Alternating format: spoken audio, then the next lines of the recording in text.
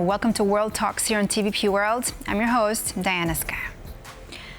The European Union has struck a trade deal with the Trump administration. The United States and the European Union have agreed to 15% tariffs on EU imports to the United States, with a few exceptions.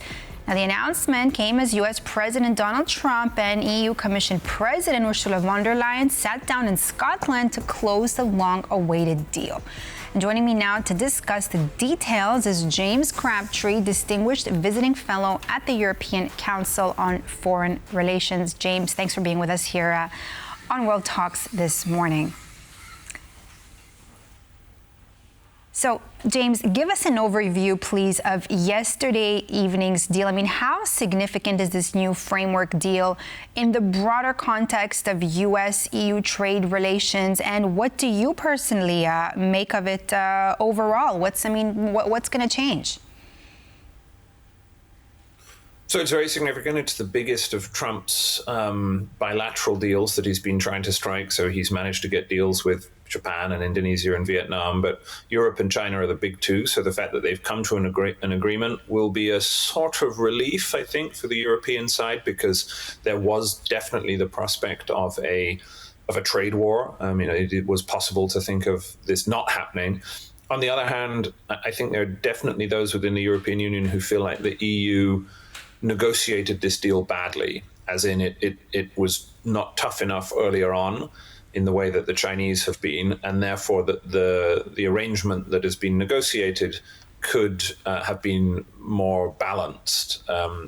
So I think it's a mixed feeling today in European capitals. What do you mean by balanced, if you can just get into that a little bit more? Well, if you think about what China did over recent months, Trump introduced a whole bunch of tariffs and restrictions, and China hit back very hard by using rare earth minerals. It cut off the supply of rare earth minerals. And therefore, the negotiations that have happened between the US and China to this point have been about mutual de-escalation, as in, how can we both remove the tough measures that we've introduced? On the European side, it didn't really do that. In April, they suspended the threat of retaliatory tariffs. And a lot of that is to do with the fact that European leaders are simply very worried about the fact that Trump will take revenge on Europe in the security space through NATO, for instance, by withdrawing American troops. And therefore, Europe was trying to strike a very difficult balancing act between retaliating economically, being tough, standing up, and therefore getting a better economic deal, but not wanting that to spill over into the security domain. And that has been a fundamental tension that not just Europe, but a lot of America's allies have faced in terms of how they negotiate these treaties. James, let me ask you this before we get into the details of this trade agreement. Do you think that it's here to stay, or will Trump again somewhere down the line possibly change his mind again? I don't think it's here to stay, no.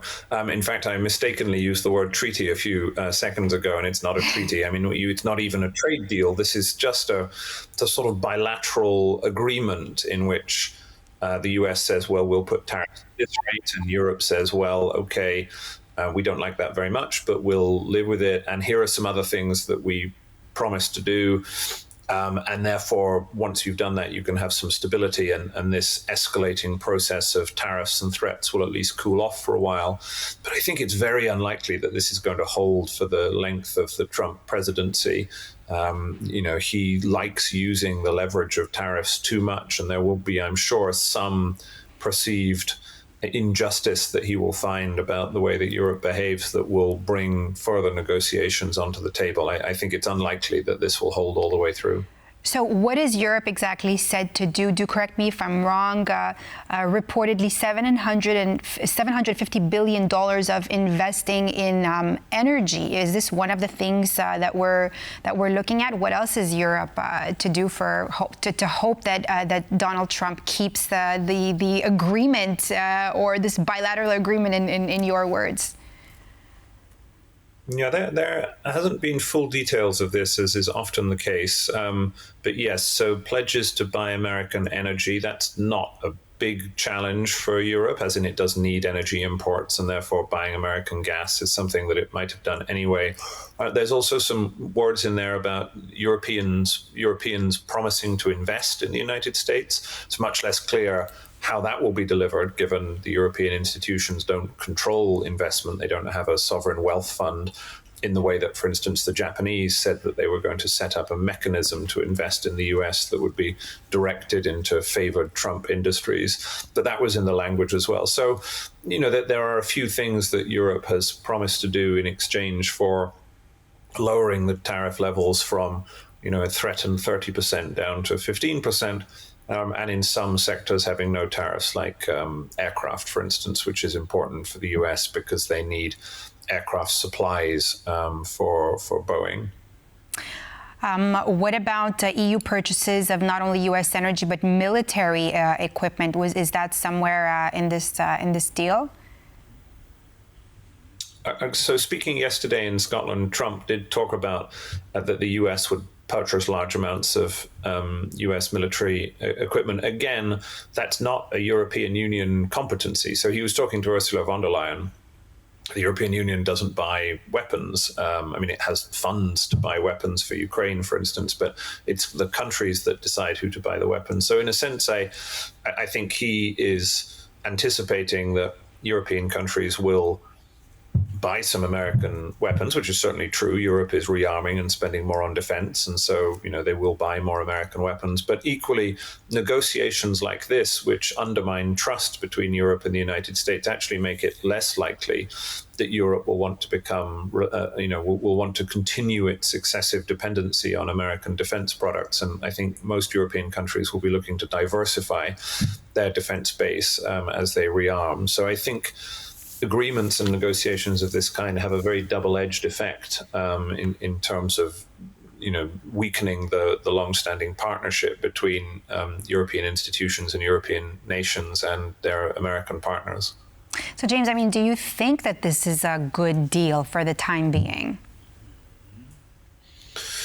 Yes and no. Yes, because they got a deal. As I said at the beginning, it was possible that they didn't. Trump has a very strong dislike of the European Union. He for the longest time, he has viewed Europe as not just an entity that takes advantage of the United States where trade is unbalanced, but he and his MAGA movement have an ideological dislike of the European Union, hence why you've seen the vice president criticize Europe freedom of speech laws, all sorts of other things. So I think it was at least possible that these negotiations could have gone wrong, and not necessarily that they would have gone wrong forever, but there would have been more tense negotiations, which would have created more instability. So I think there will be a general sense of relief that, we've got a deal done. The European Union is not the last country or set of countries that are remaining. But on the other hand, is this a good deal? It's very hard to say. Could the European Union have played its hand better? Yes, I think it could. If it had been tougher earlier on, then, Trump responds to strength. And Europe had cards that it could have played, that it chose not to play. And I think that was a mistake. James, what about the impact and what did this meeting also between von der Leyen and Trump mean for the future of EU-US trade relations? And for that matter, European businesses?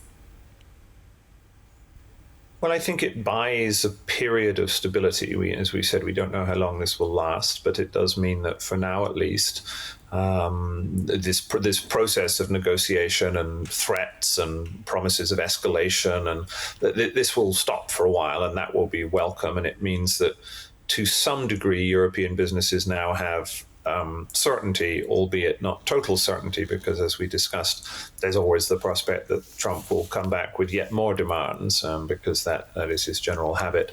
So I think a period of welcome stability, which will then allow both sides to focus on other things, and a general hope that this is the end of this, as in that this will hold into the long term. Although I think there are reasons to be doubtful about that. James, what kind of compromises possibly did Ursula von der Leyen have to make to reach an agreement that would have been acceptable to both the EU and the United States? Well, she is in a complicated negotiating position. I mean, the first point is the one that I already made, which is that she has to think not just about Europe's economic position, but also its security position, as in you had a recent NATO summit in The Hague. You have the strategic challenge of Ukraine, where at the moment the United States is on a better trajectory when viewed from a European point of view. For the last month, at least, President Trump seems to be annoyed with President Putin and doing more to support Ukraine. And you don't want to undermine that. If you're in Europe's position, that's one of your very most important strategic goals. So she was constrained by having to try and strike a balance between the economic deal and American behavior in the security domain. She's also constrained by her member states, where Europe is a big, complicated beast. It has nearly 30 members, and they have different views and different economic interests. Different sectors. The French care about cognac and cheese, and the Germans care about cars, and whatever it might be. And therefore, you have a very difficult balancing act where not every European country that is a member of the European Union wants the same thing. Not all of them have the same depth of relationship with the US. So some of them are more tolerant of tough strategies, and some of them simply want a deal. So I think she will be happy to have got a deal given those two fundamental constraints of the European Union's internal divisions and also this very precarious balance between economic and security interests. Thank you so much, James Crabtree, a distinguished visiting fellow at the EU Council on Foreign Relations, for breaking down the newest trade agreement between the United States and the European Union. Thank you. And that completes this edition of World Talks here on TVP World. I'm Diana Skyan. Thanks for watching.